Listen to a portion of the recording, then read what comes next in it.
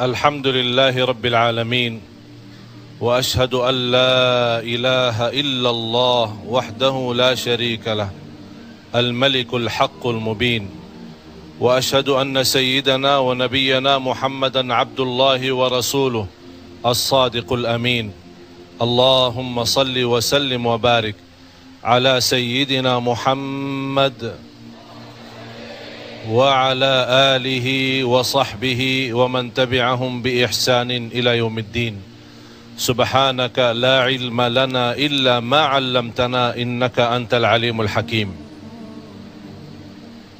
Para hadirin muslimin muslimat, mukminin mukminat yang dimuliakan Allah Subhanahu wa taala, hari demi hari, waktu demi waktu berjalan. Umur kita terbatas dan semua terhitung. Thumma ilaina iyabahum thumma alaina hisabahum. Hisabnya di sisi Allah Subhanahu wa taala. Umur kita sejak kita dilahirkan sampai akan meninggal dunia sudah semua ditentukan oleh Allah Subhanahu wa taala. Di antaranya rezeki. Malah rezeki itu salah satu rahasia Allah Subhanahu wa taala, dan Allah Subhanahu wa taala sendiri yang mengaturkan rezeki manusia. Bukan hanya rezeki manusia, bahkan seluruh makhluk Allah di muka bumi. Wa ma min dabbatin fil ardi illa 'ala Allahi rizquha. Setiap makhluk yang berjalan di muka bumi, Allah Subhanahu wa taala yang mengaturkan rezekinya. Walaupun rezeki kita sudah ditentukan oleh Allah, tapi sebagaimana kata Amirul Mukminin Umar bin Al-Khattab radhiyallahu an, "Innas samaa'a la tumtiru dhahaba." Ketahuilah langit itu tidak akan menurunkan hujan emas. Rezeki memang sudah ditentukan. Wa Rasulullah sallallahu alaihi wa alihi wasallam bersabda di hadis yang sahih, lan tamuta nafsun hatta tastawfi rizqaha wa ajalaha.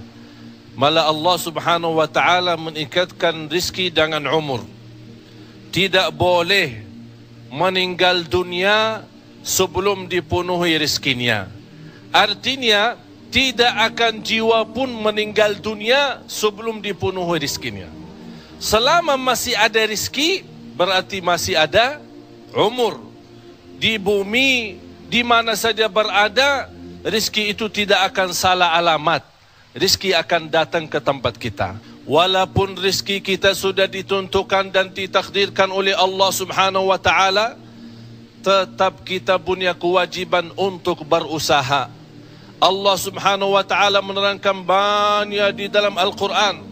يا أيها الذين آمنوا كلوا من طيبات ما رزقناكم يا أيها الناس كلوا من طيبات ما كسبتم يا أيها الذين آمنوا إذا نودي للصلاة من يوم الجمعة فاسعوا إلى ذكر الله وذروا البيع ذلكم خير لكم إن كنتم تعلمون.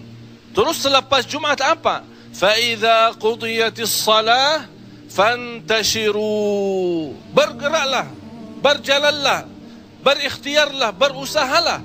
Fantashiru fil ard wabtaghu min fadlillah.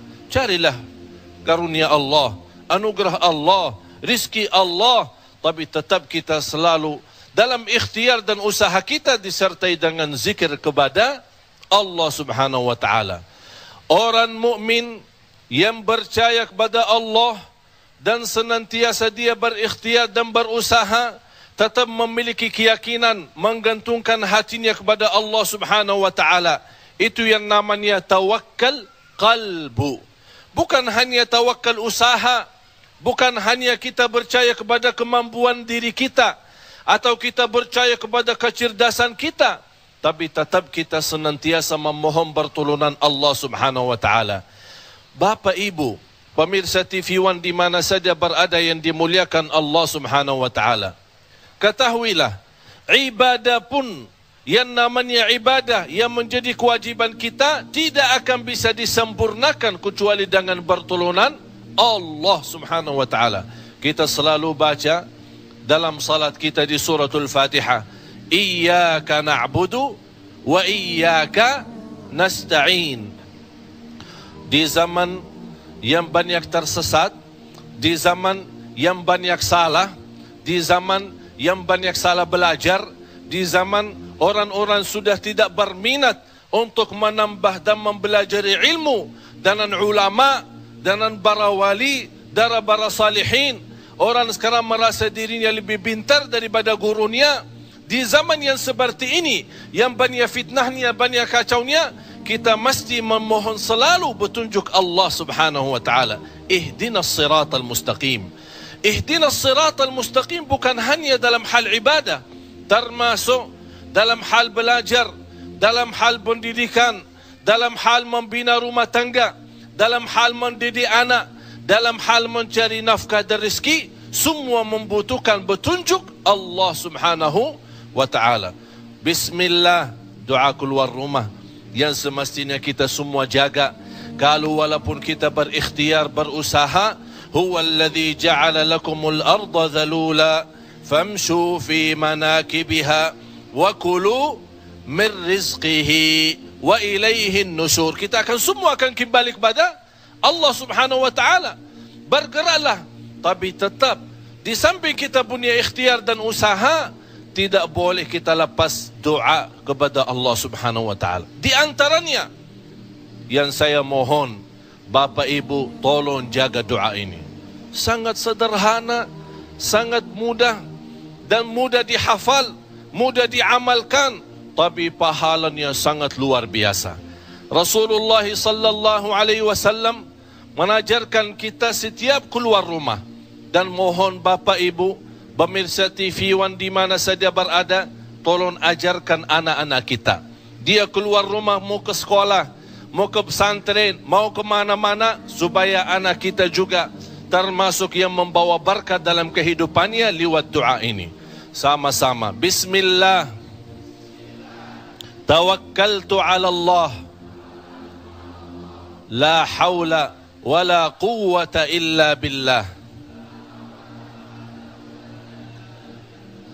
Sudah hafal belum? Mudah kan? Bismillah. Tawakkaltu ala Allah. La hawla wa la quwwata illa billah. Di belakang doa ini apa yang kita dapat? Didoakan oleh malaikat. Selepas kita baca doa ini, hudita wa wuqita wa kufita, diberikan petunjuk, hidayah, alim, ulama, salih, bukan salih, di mana saja kita berada, para nabi saja memohon hidayah dari Allah Subhanahu wa ta'ala. Ihdinas siratal mustaqim. Dengan berkahnya doa ini kita dapat petunjuk. Petunjuk apa? Saat kita keluar rumah, nawaitu mencari nafkah dan rezeki, akan Allah memberikan jalur yang tepat dan yang terbaik. Itu namanya petunjuk. Supaya tidak salah kita juga mencari rezeki yang tidak benar, atau mencari rezeki yang haram, atau menghalalkan segala macam. Tapi dengan doa ini, insya Allah kita dapat petunjuk supaya kita mendapatkan rezeki yang halal. Wa wuqita, apa artinya wa wuqita? Berlindungan dari bahaya, dari godaan, dari kesusahan dan kesulitan, dilindungi Allah Subhanahu wa ta'ala. Hanya begitu saja? Apa urusannya sama rizki? Wa kufita, diberikan kecukupan. Nawaitu saat kita keluar rumah ingin mendapat sesuatu, insya Allah pulang ke rumahnya sudah puas. Allah berikan kecukupan. Segala keinginan kita akan dimudahkan oleh Allah Subhanahu wa ta'ala. Dan doa ini Bapak Ibu bukan hanya dari sunnah Nabi kita sallallahu alaihi wasallam, tapi sangat mujarrab. Banyak orang yang istiqamah membaca doa ini, subhanallah, manfaatnya sangat luar biasa. Rasul kita sallallahu alaihi wasallam bersabda di hadis yang sahih, al-mu'minul qawi khairun wa ahabbu ila Allah minal mu'minid dha'if. Mukmin yang kuat, lebih baik di sisi Allah daripada mukmin yang lemah. Maksudnya apa? Bukan kuat badannya, kuat berantem, kuat marah, bukan. Yang dimaksud di sini adalah kuat ibadah, kuat bekerja, kuat usaha, kuat berguna dan bermanfaat bagi dirinya, bagi orang tuanya, bagi keluarganya. Senantiasa dia kuat. Para sahabat kita radhiyallahu anhum ajma'in, Sayyidina Abu Bakar radhiyallahu an, Sayyidina Umar, Sayyidina Uthman, Sayyidina Ali radhiyallahu anhum ajma'in. Para sahabat sebagian besar adalah mereka pun usaha. Ada yang berdagang, ada yang bisnis jual beli, ada yang berdagang kain, ada bermacam-macam mereka. Malah ada di antara mereka kekayaannya sangat luar biasa. Seperti Sayyidina Uthman ibn Affan radhiyallahu anhu wa ardah, seperti Abdurrahman ibn Auf dan sahabat-sahabat yang lain. Walaupun mereka sudah dijaminkan di dalam Al-Quran dan sudah disaksikan oleh Nabi kita Nabi Muhammad sallallahu alaihi wasallam, mereka telah mendapatkan ridha Allah, mereka terjamin masuk surga Allah dengan firman Allah, dengan juga saksi Rasulullah sallallahu alaihi wasallam, tapi tetap mereka juga punya usaha dan ikhtiar. Walaupun dengan keimanan mereka yang sangat luar biasa, mereka tidak menjadikan iman itu alasan malas atau alasan tidak mau berikhtiar dan berusaha. Mukmin yang kuat adalah mukmin yang lebih dicintai oleh Allah daripada mukmin yang lemah. Bisa saja kita terus-menerus berdoa, tetapi ingatlah, tidak cukup kehidupan ini hanya dengan berdoa. Kita harus melakukan sesuatu. Islam pun turun adalah sebuah rangkaian experience, rangkaian pengalaman yang harus dilaksanakan. Bukankah sudah jelas bahwa kita tahu Rasulullah adalah Al-Quran berjalan. Rasulullah mengalami naik turunnya berat kehidupan, dan ternyata Allah membukakan rahasianya bahwa disitulah Rasulullah adalah contoh bagi kita bagaimanakah sesungguhnya kita harus melalui kehidupan ini. Pemirsa, tetaplah bersama kami Damai Indonesiaku. Ibadah pun Allah mengkaitkan pahalanya kalau kita beribadah. Barang siapa yang salat subuh berjamaah diberikan pahala seperti orang salat sepanjang malam. Padahal kita sepanjang malam tidur. Hanya kita mendapatkan salat berjamaah salat subuh. Berarti ibadah yang namanya usaha dan ikhtiar Allah berikan pahalanya. Itulah adil Allah. Bukan hanya ibadah yang dijaminkan pahalanya kalau kita mendekatkan diri kepada Allah lewat ibadah, tapi usaha dan ikhtiar kita. Coba bayangkan kalau kita menjadi mukmin yang kuat, kuat kekayaannya, kuat ilmunya, ini yang paling penting di dunia ini. Ini yang paling penting di zaman ini, kuat ilmu, terutama ilmu agama, memahami Al-Quran semampunya, mempelajari ajaran Rasulullah, dan memahami hal-hal yang menjauhkan kita dari Allah. Apa yang dicintai Allah kita segera laksanakan, apa yang dilarang oleh Allah kita segera menjauhkan. Itu membutuhkan ilmu yang kuat. Disitulah kita menjadi di posisi yang tinggi di sisi Allah. Mukmin yang kuat dicintai Allah daripada mukmin yang lemah. Walaupun dua-duanya punya kebaikan. Yang dimaksud dua-duanya punya kebaikan apa? Sama-sama mukmin, tapi beda martabatnya di sisi Allah karena beda kekuatannya. Kekuatannya iman, kekuatannya ilmu, kekuatannya usaha, kekuatannya kaya. Coba bayangkan kalau setiap orang muslim, orang mukmin memiliki kekayaan yang luar biasa, dan kekayaan itu selalu dijadikan berguna bagi umat Islam. Apakah keadaan kita seperti ini sekarang? Tidak kan? Kenapa ada satu masa di zaman Amirul Mukminin Umar ibn Abdul Aziz radhiyallahu anhu wa rahimahullah, orang membawa harta zakat, tidak ada yang menerima, karena saat itu mereka membagi rizki secara adil. Mereka bukan membawa rizki untuk disimpan buat diri mereka, tapi mereka senantiasa membagi. Inilah kelebihan mukmin yang kuat harta, mukmin yang kuat dalam ilmu, mukmin yang kuat dalam usaha. Dia bukan hanya menjadi berguna buat dirinya, tapi bisa menjadi berguna buat orang lain. karena dia meyakinkan bersabda Rasulullah sallallahu alaihi wasallam, ahabbun nasi ilallah anfa'uhum linnas. Yang paling dicintai Allah subhanahu wa ta'ala yang selalu berguna bagi orang lain. Tapi coba bayangkan Bapak Ibu, kalau kita orang malas bekerja, malas beribadah, malas mencari usaha, dan kita selalu berkata, kalau memang Allah menentukan rezeki, ya udah, dah usah capek, saya di rumah aja. Memang kalau rezekinya tidak akan salah alamat, buat apa saya capek? Lebih baik saya diam di rumah, kira-kira rezeki bisa datang seperti itu. Segala sesuatu punya sebab. Saat kita sakit, ada sebab si kita sakit. Karena kurang tidur, kurang makan, kurang minum, atau tidak menjaga diri dari hal-hal yang tidak baik, lama-lama jadi sakit. Berarti ada sebabnya keburukan itu. Termasuk kebaikan juga ada sebabnya. Bukan hanya hal yang buruk ada sebabnya, tapi hal yang baik pun ada sebabnya. Termasuk dalam kita belajar. Kalau kita tidak pernah buka Al-Quran, bagaimana kita bisa baca Al-Quran? Kalau kita tidak pernah mendalami, memahami Al-Quran, bagaimana kita bisa merasakan nikmatnya Al-Quran?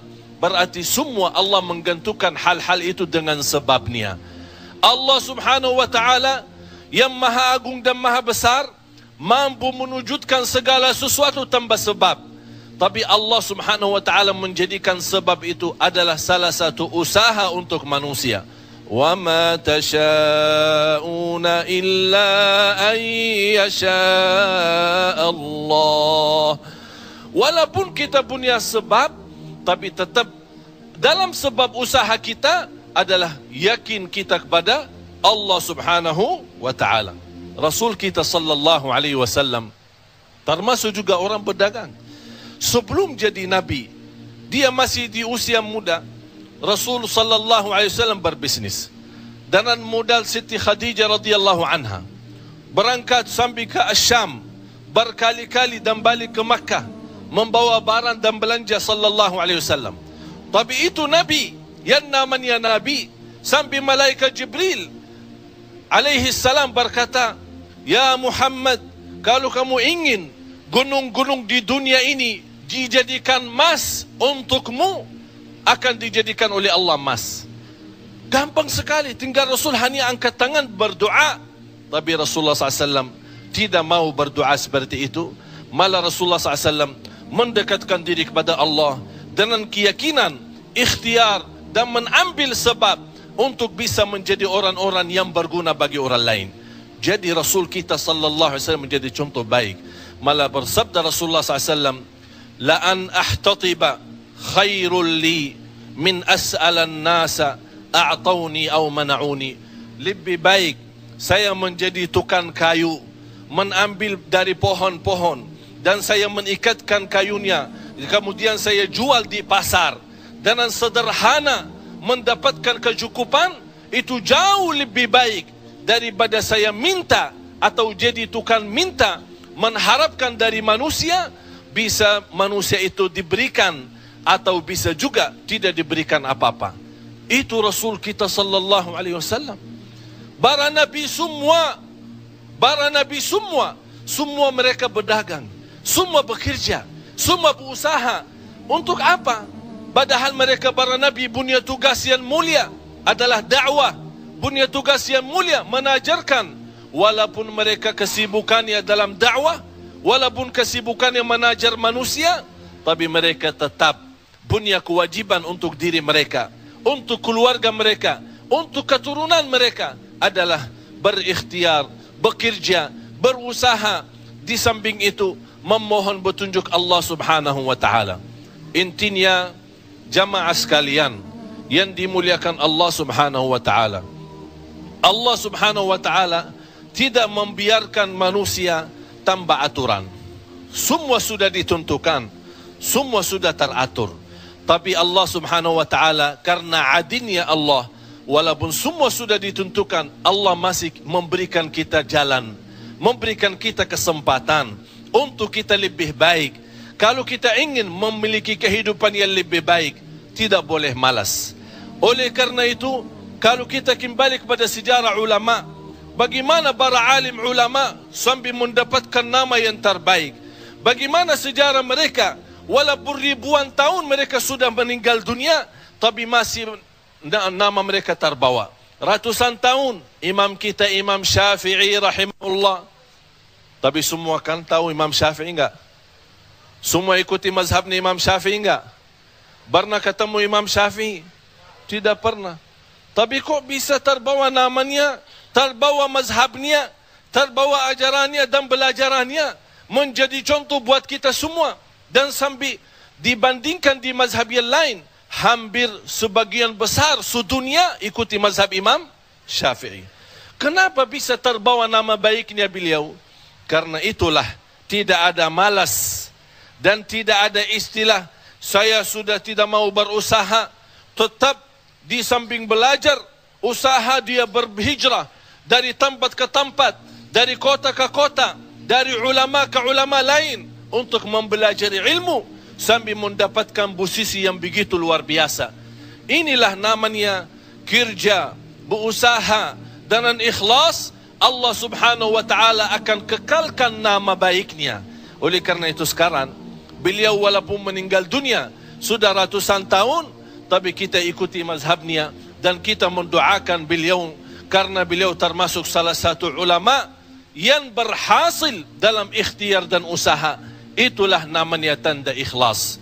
Oleh karena itu, innamal a'malu binniyat.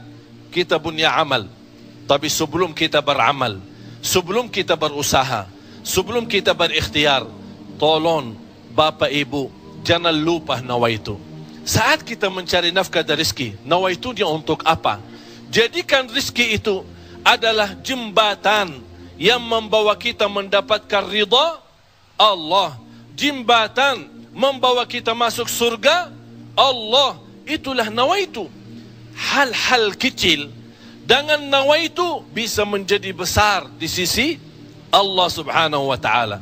Ada orang nawaitu, dia mencari nafkah dan rezeki. Begitu dia mendapatkan rezekinya, dia nawaitu untuk memenuhi hak-haknya, kewajibannya terhadap istrinya, kewajiban terhadap anaknya.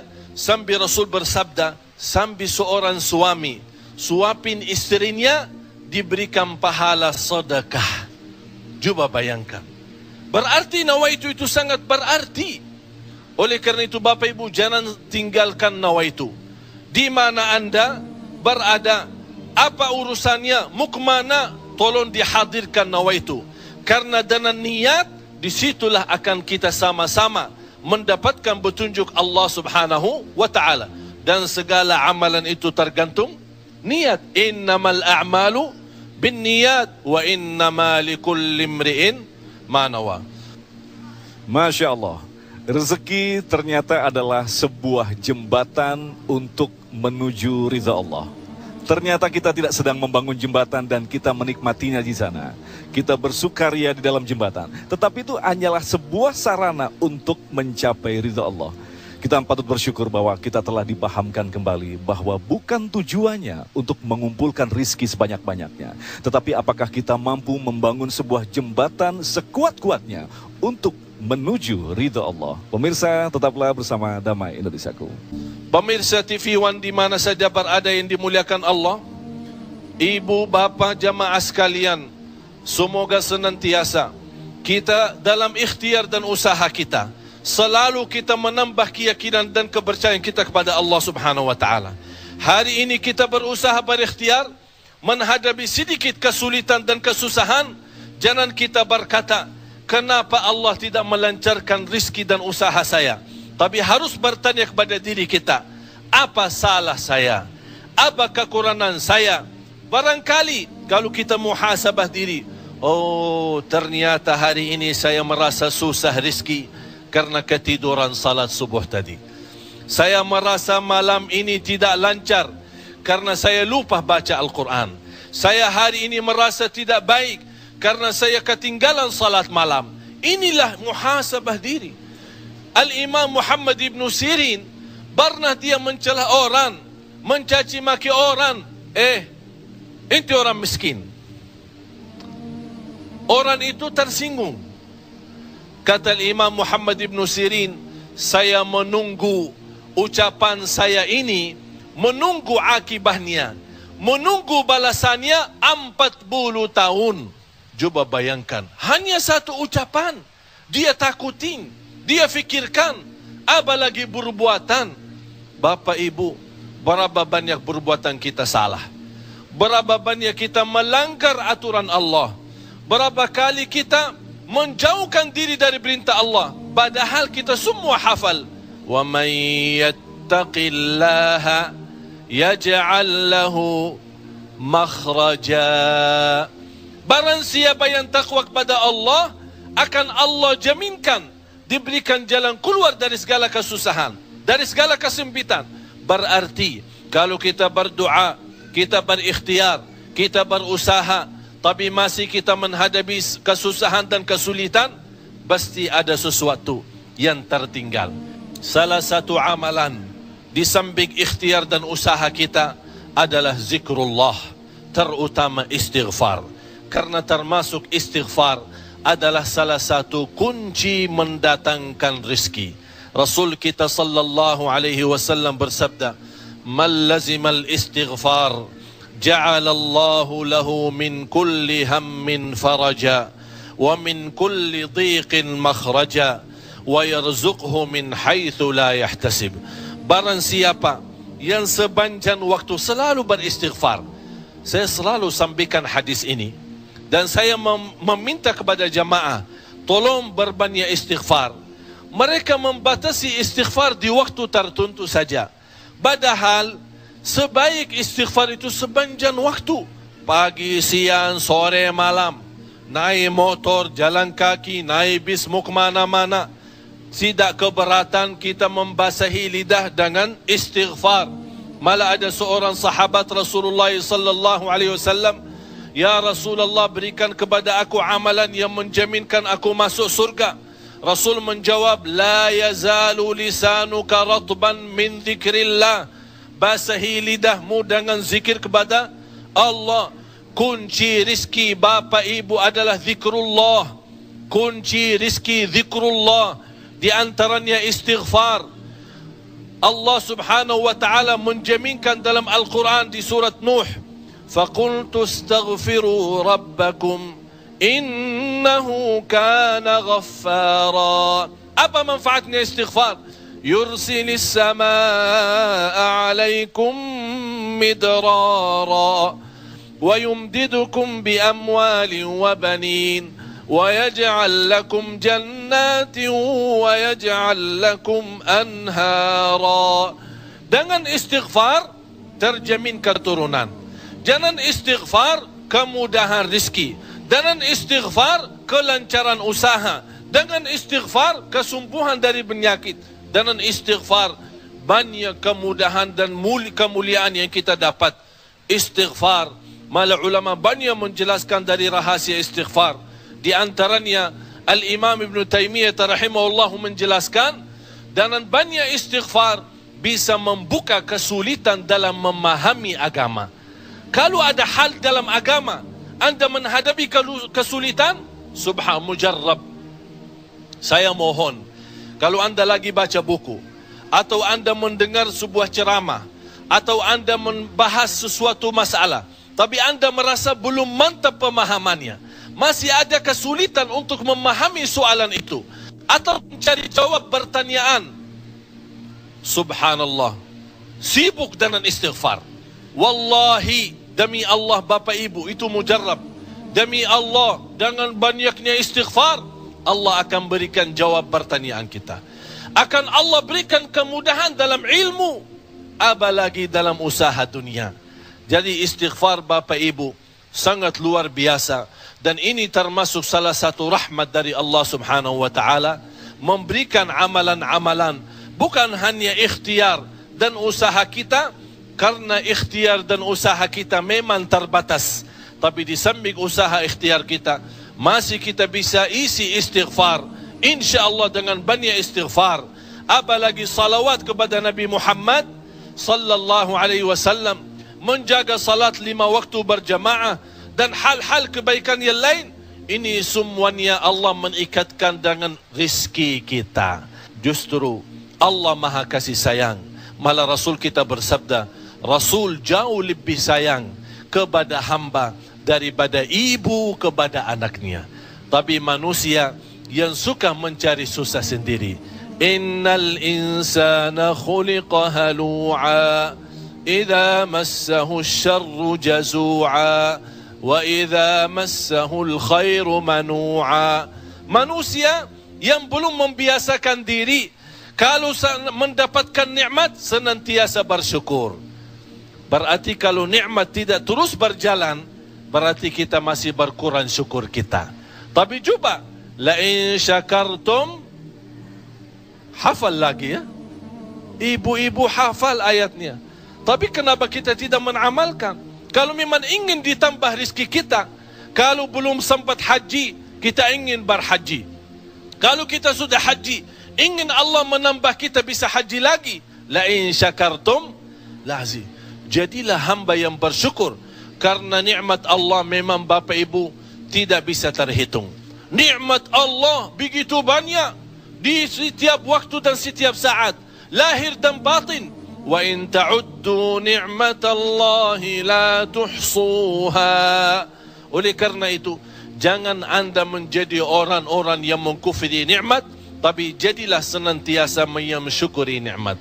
Begitu ada kesulitan, kesusahan, kita hadapi dengan sabar. InsyaAllah, dengan syukuri nikmat dan sabar menghadapi ujian dan cobaan, kita bisa menjadi hamba yang diridai Allah. Kalau Allah sudah rida kepada kita, insyaAllah segala amal ibadah kita akan diterima dan segala usaha dan ikhtiar kita akan dipermudahkan oleh Allah Subhanahu wa taala. Bapak Ibu, yang terakhir, tidak boleh kita lupa doa. Rasul kita sallallahu alaihi wasallam selalu berdoa kepada Allah Subhanahu wa taala. Padahal dia Rasul, terjamin pertolongan Allah. Senjata orang mukmin adalah doa. Dan pintu langit bisa dibuka dengan doa. Dan doa itu kapan saja dan bisa sampai kepada Allah tanpa waktu dan tanpa batas. Dan Allah Subhanahu wa taala, selama kita masih berdoa kepada Allah, selama masih kita memohon kepada Allah, Allah akan senantiasa mendengar doa kita.